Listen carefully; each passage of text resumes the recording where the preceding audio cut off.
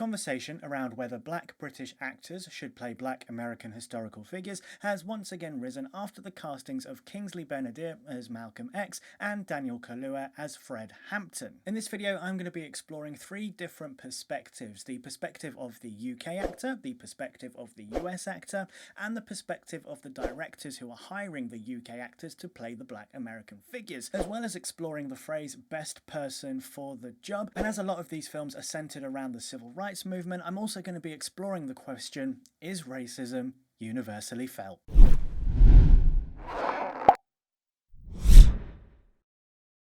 Welcome to Hakuna MaChatter, your place for everything positive in diversity and representation in film and television.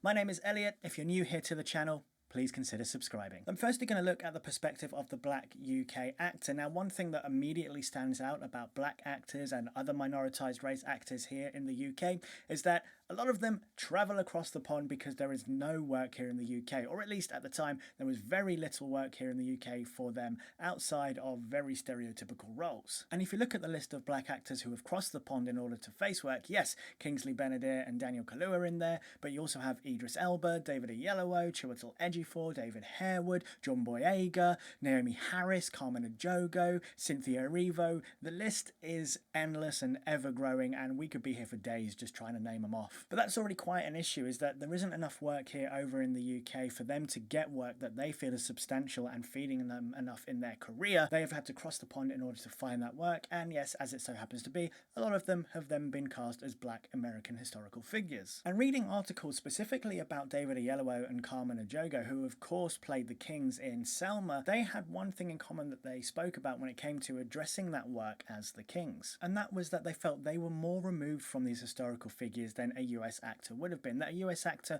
may have been overwhelmed in playing this part. I don't necessarily know if that's true, but being removed from these characters a little bit more, they felt that they could assess the character development better, they could scrutinize them a little better and build a more well-rounded character rather than placing a bit more on a pedestal that they believe a US actor may have done. And then moving on from that, these historical figures though have still impacted black people here in the UK. The likes of Martin Luther King Jr., Malcolm X, Harriet Tubman, they are names that we know over here because of their achievements within the civil rights movements, with the power they had over in America. And I look at films and TV shows that have come out here based around the UK civil rights, and really there was nothing for me to learn from until the most recent anthology film Small Axe, made by Steve McQueen. So it makes notable sense that UK actors and a UK audience would latch on to figures like Martin Luther King, Malcolm X, Harriet Tubman, Fred Hampton, etc, etc. Now let's shift over to the perspective of a US actor, and a lot of what I've learned from this is coming from the comments from Samuel L. Jackson back in 2017. Now, one thing that always seemed to come out in these articles when comparing UK and US actors was that UK actors are believed to be better trained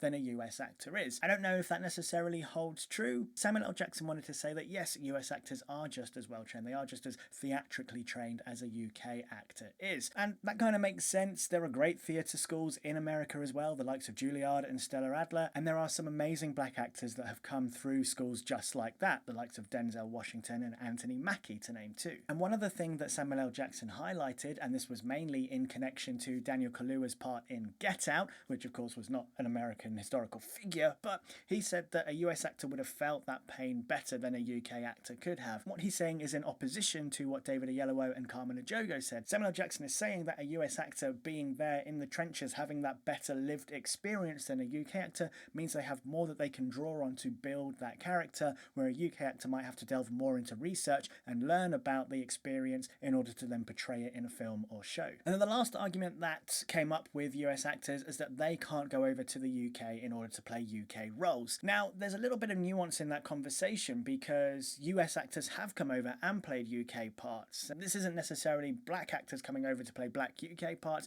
I'm talking the likes of Meryl Streep playing Margaret Thatcher and Kristen Stewart in her upcoming portrayal of Princess Diana. Obviously, these are not black actors playing black historical figures, I get that, and whereas I can understand the frustrations of Samuel L. Jackson saying that US actors can't come over here, the fact is there weren't enough roles for the UK actors in the first place, hence why they went over to America. Whereas I understand that frustration, I don't think it stands firm here. Moving on to the director's perspective, and I think this one is the most interesting because, yeah, these are the people hiring the UK actors to play black American historical figures. And one thing you'll notice is that all of the directors I mentioned are all black Americans themselves. The first comment comes from Spike Lee, and this was really interesting, that he believes that yes, UK actors are better trained than US actors. They have a better way of assessing a character, building a character, delving into the work, researching, that he thinks rings firmer and builds a better character and better work that he wants to work with. And then we move to Jordan Peele, who, when he was auditioning people for Get Out, he initially wanted a US actor to play the role of Chris, though when he got to seeing Daniel Kaluuya's audition, he knew that that guy needed to be the guy to play the role. And then I moved to Ava DuVernay and Regina King. Ava DuVernay obviously hiring both David Oyelowo and Carmen Ejogo to play the Kings in Selma, and Regina King hiring Kingsley Ben-Adir to play Malcolm X in One Night in Miami. Now, reading articles, both these directors said that they wanted to hire the best person for the job, and both of them cited these three actors as the best people to play those roles. That leads me into the next part of this video, in which I wanted to discuss the phrase best person for the job. I mean, I've never really gotten on with this phrase anyway. I find it's always a way for racists and bigots to use it as a way to tie qualification to whiteness, but it can be translated here in tying that qualification to being British, definitely when we look back at those comments from Spike Lee. On a surface level, I think yes, you should always hire the best person for the job, but when you begin to tie that qualification into something, that's when you start to tread tricky ground. Now, from my experience in delving into the work I've done as an actor, working with US and UK actors, in fact, I've worked with actors from a lot of countries, I can tell you not one nation stands out to me as better than the other. I think that it really does come down to the individual and how they approach the work. And if that is the case, then that's when, yes, best person for the job comes into practice. But now we come to the part of the video where I think we get to the real meat of it. A lot of what we're talking about is that these actors are playing black American historical figures. These are real people who made the civil rights movement what it was in the 1960s and 70s. These people and these stories are what many believe American stories. And yeah, sure they are. But as I've also said, they kind of have had an impact here in the UK. And even you look at Nelson Mandela in South Africa and the impact he had across the world. So if these are American stories, should a US actor play those roles? A lot of what happens in the US is felt across the world, and in the middle of a pandemic in 2020, a shockwave starting in America went across the world, and what was believed to be an American problem was finally highlighted that no, it is a problem across the world as well. And look, historically speaking, the UK and the US have always been linked. The UK more or less started slavery, well, they certainly perfected it for a start, and then that obviously went into the transatlantic trade. And after the UK abolished slavery before the US, they were still profiteering off of US slavery anyway. And yeah, sure, the modern day experiences definitely do differ a lot. You know, racism is certainly more prominent than it is in the UK, but that's not to say that UK racism isn't bad.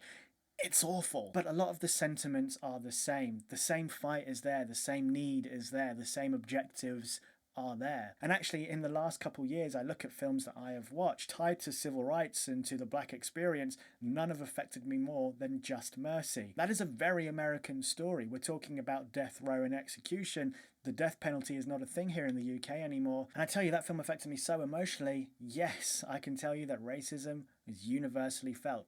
And I think that's kind of without question. Does it all just come down to the black experience? Do we separate the US black experience and the UK black experience? Or do we all work together in trying to make sure that these stories are told? I'm not going to answer the question today. Should black British actors play black American historical figures? A, I don't have the power to answer that question. B, it's more than just one video. And so I look to the input of you guys as well. Drop a thought in the comment section down below. If you'd like to learn more about the black experience, something I believe is universally felt, then you can check this video out right here. If you'd like to see my thoughts on the film One Night in Miami, make sure you check this video there. And if you'd like to subscribe, you can subscribe right here. Make sure you turn on that bell notification so you can be notified when a new video drops.